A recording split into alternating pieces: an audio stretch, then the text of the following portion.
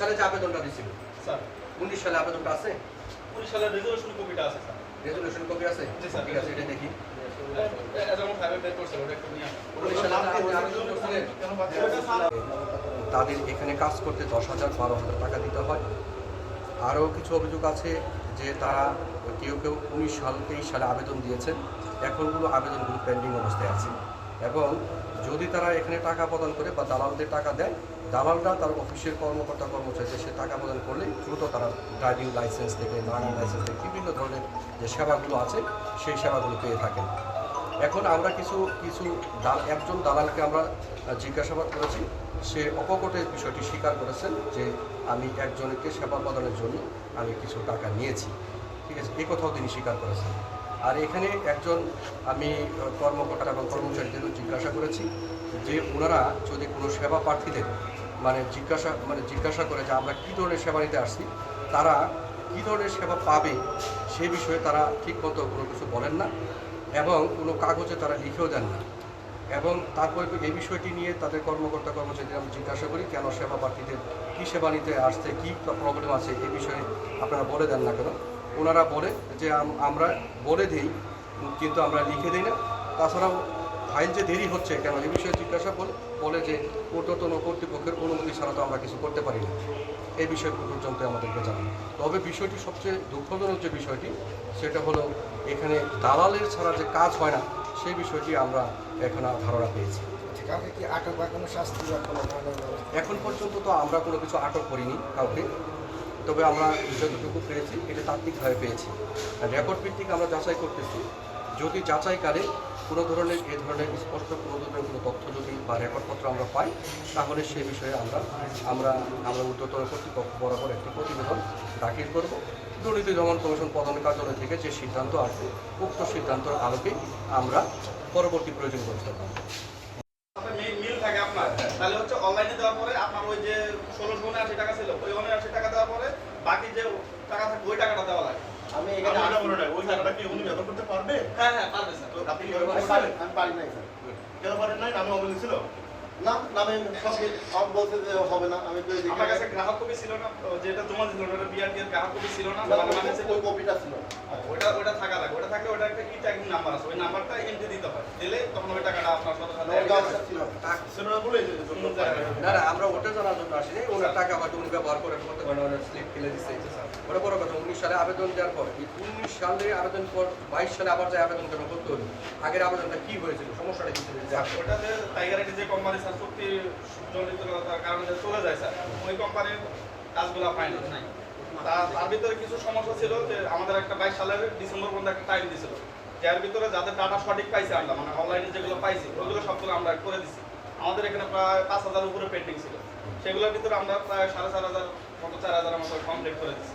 আর কিছু যেগুলো মানে তথ্য পাই না, হয়তো ভুয়া বানা করছে বা একটু এদিক ওদিক হয়েছে, হয়তো বা নামের কারণে কোনো মিল নাই, একটা ডটও যদি এদিক ওদিক থাকে তাহলে সেটা আগে ওই তথ্যটা দেখায় না। ওই কারণে ওইগুলো হলো নতুন করে দেওয়া হয়েছে।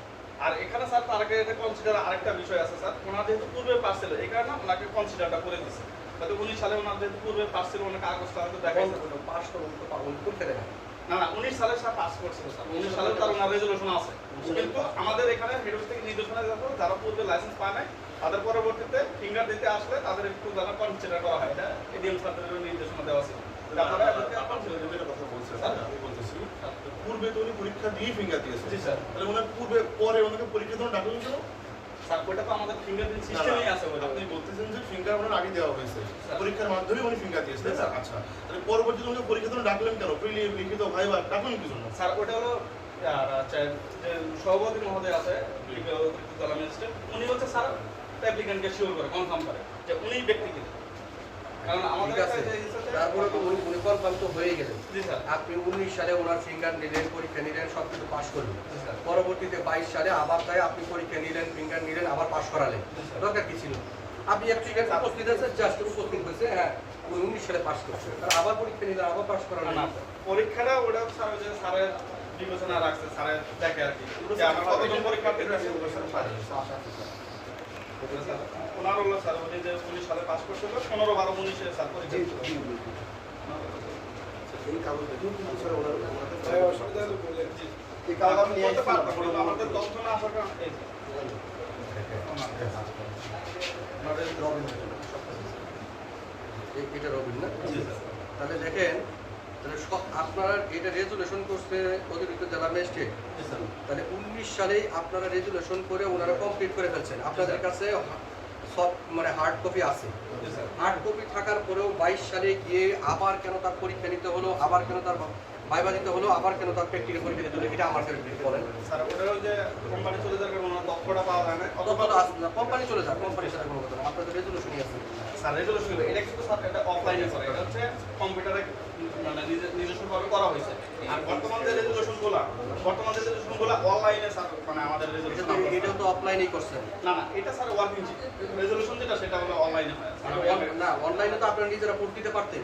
হ্যাঁ অনলাইনে না ওটা স্যার এটা হলো এটা যে ইটা আছে মানে এখানে যে তার রেজুলেশনটা তারটা দিয়ে দেওয়া যাবে, এটা স্যার ক্লিক করলেই হয়ে যাবে। কিন্তু স্যার যে এখানে তাকে যে উপস্থিত করছে স্যার, এটা হলো সম্পূর্ণ স্যার এডিএম স্যারের হলো দায়িত্বে নেই আর কি। উনি হলো সবাইকে উপস্থিত করে দেয়। আপনার সাথে একমত হলাম না। আমি ব্যাখ্যার সাথে একমত হলাম না।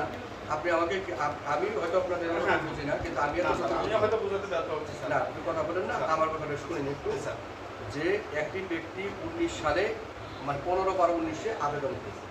আবেদন করার পরবর্তীতে সে সমস্ত পরীক্ষা দিল, ফিঙ্গার দিল, সব কিছু দিল। আপনাদের যে প্রতিষ্ঠানের সাথে চুক্তি ছিল তাদের সাথে হয়তো চুক্তি ভঙ্গের জন্য তারা চলে গেছে। ডাটা মিসিং এর জন্য হয়তো ওনার কাজটা করবে। ডাটা মিসিং এর জন্য আপনাদের কাছে ডাটা ছিল, কিন্তু আপনাদের কাছে একটি রেজুলেশন ছিল। এইটা রেজুলেশনটা প্রমাণপত্র ছিল, হয়তো অনলাইনে ছিল না, কিন্তু অফলাইনে ছিল। অফলাইনে একটা হার্ড কপি আছে। পরবর্তীতে সে আবার 22 সালে আপনারা একটা আবেদন করালেন, হয়তো ওনাকে বলছেন, উনি একটা আবেদন করলেন। আবেদন করার পরবর্তীতে ওনাকে প্র্যাকটিক্যাল পরীক্ষা দিতে হলো, লিখিত পরীক্ষা দিতে হলো। সেকেন্ড টাইম যখন অনলাইনে আবেদন করলেন তাহলে আগের আবেদনটা অবশ্যই শো হবে স্যার তার অনলাইনে। আমি ওটা বলতেছি, শো হোক বা না হোক, ওনারা তো জানে যে রবিন সাহেব পরীক্ষা দিয়েছে, পাস করেছে, সব কিছু করেছে, এই তথ্য আপনাদের কাছে আছে। এবং উনিও বারংবার বলেছেন এই প্রথমবার করার পর দ্বিতীয়বার তার কোনো পরীক্ষা নেওয়ারও দরকার নাই, তার প্র্যাকটিক্যাল পরীক্ষা নেওয়ারও দরকার নেই। এটা তো আপনাদের নির্দেশনায় ছিল। হ্যাঁ নির্দেশনা ছিল। তদুপরিও আপনারা তার পরীক্ষা নিয়েছেন, সব কিছু করেছেন। এই পর্যন্ত আমি আপনাদের কর্মকাণ্ডের সাথে একাত্মতা প্রকাশ করি। এডিএম স্যারের উপর চাপাই দিচ্ছে, এডিএম স্যার যেটাই করুক, কিন্তু তালিকা এখান থেকে বানানো হয়েছে স্যার, তালিকাটা এখান থেকে বানানো হয়েছে বলে এডিএম স্যার তার নিচে এটা।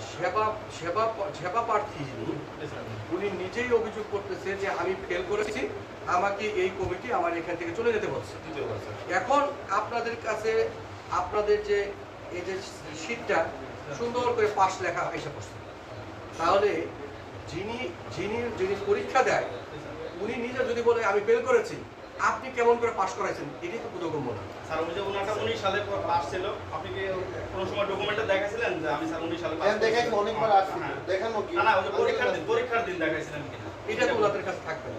না, এটা স্যার এটা আমি নিয়েছিলাম, এটা 5 মাস দেখে ও, এটা আপনি নিছিলেন? এটা আমি নিয়েছিলাম কি জন্য স্যার, আমি 5 বছর ঘুরছি এখানে, মানে 6 মাস 2 মাস পর পর আমি বলতে হবে হবে, কিন্তু এই করে 5 বছর ঘোরার পর একদিন আসি ডাইরেক্ট বলতে হবে না, তখন তো আমার মাথায় বাস, মানে আর মেয়াদও বাড়াবো না, সমস্যা আছে। আরেকটি জিনিস স্যার আমি সত্য বলছি স্যার, সত্য এই যে স্যার, এই যে কয়দিন পর পর মেয়াদ বাড়াইছে দেখেন, উনি সত্য বলছে স্যার। উনি এই স্বাক্ষরটা স্যার মেয়াদ বাড়াইছেন ওই যে কতবার আছে মেয়াদ বাড়াইছে, তাহলে আপনাদের আমি মানে যে আসি নাই তা না, 3-4 মাস পর পর আমার আসছে কাছে মেয়াদ মনে বাড়াইছে। হচ্ছে যে অভিযোগকারী যে যিনি সেবা প্রার্থী, সেবা প্রার্থীটাই মনে হয় যে সকলের মাধ্যমে যদি আমি বলি সেবা প্রার্থী কথাটাই গ্রহণযোগ্য। স্যার ওনার কথা ঠিক আছে স্যার, আমি স্যার একটু বলি স্যার, যখন ওনার হয়তো রেজুলেশনে যখন 19 সালে উনি যখন দেখাইছে, তখন রেজাল্ট ফাইনাল করছে স্যার, তখন হয়তো যখন দেখছে তখন ওনারা দেখছে যে 19 সালের পাস পরবর্তীতে পাস দিয়েছে। পাস ওনাকে ফোন করা হলো কেন? উনি তো চলে গেছিল। ফোন করে নাই, না আমাদের অফিস থেকে কেউ ফোন করে নাই, ওখানে জাস্ট কল করছে যে কে, আমাদের কাছে যে অভিযোগগুলো আছে, হয়তো উনি মানে অন্য কোনো মাধ্যমে মানে কেউ হয়তো ওনাকে ফোন করেছে, কিন্তু আমাদের অফিস থেকে না অফিস থেকে ফোন করে আর ওই মানে এই, এখানে এই, দালাল ছিল, এটা স্ক্যান না, ওনার সাথে ই করছে। আর আমি যে ওগুলো দেখতেছি মেডিকেল এটা স্ক্যান করে, এটা স্ক্যান নেন, এটা স্ক্যান করে নেন এই তথ্যটা, আর এটা স্ক্যান নেন।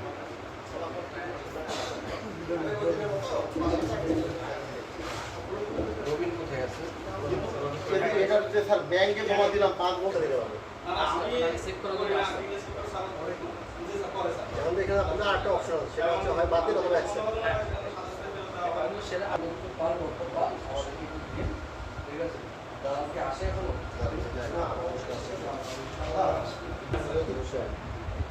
কিন্তু আপনি এটা অ্যাকসেপ্ট করলে পরে পিন দিতে পারবেন, রিজেক্ট করলে পিন দিতে পারবেন। পিন দেওয়ার উপায়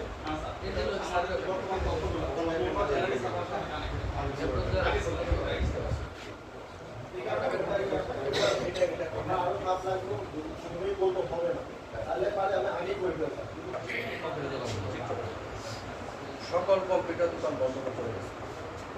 আপনি আমাকে বলেন যে একজন লোকের অসুবিধা থাকতে পারে একটি কম্পিউটার দোকানে, যখন 4-5টা দোকানই বন্ধ করে দেয় তখন কি এ থেকে কি কিছুই অনুমিত হয় না? আর প্রতীয়মান বললাম না, কিছুই অনুমিত হয় না যে বিআরটি অফিসে অভিযান পরিচালনা করলাম আর কম্পিউটার দোকান বন্ধ করে চলে গেল। এটা তারা আপনি কি বোঝাচ্ছেন? অবশ্যই এর সাথে আপনাদের কানেকশন আছে, নলে তো এখানে তো আমরাও তো চুরি করতে আসি না, তারাও তো চুরি করতে আসে না। আমরা চোর পুলিশে খেলা হচ্ছে না তো, আমরা জনগণকে সেবা কিভাবে পাবে সেটা একটু দেখার জন্য আসছি। আপনারা সেবা দিচ্ছেন, আমি তো না করিনি জি স্যার। যে আপনি যে সেবা দিচ্ছেন একজন গ্রাহকই তো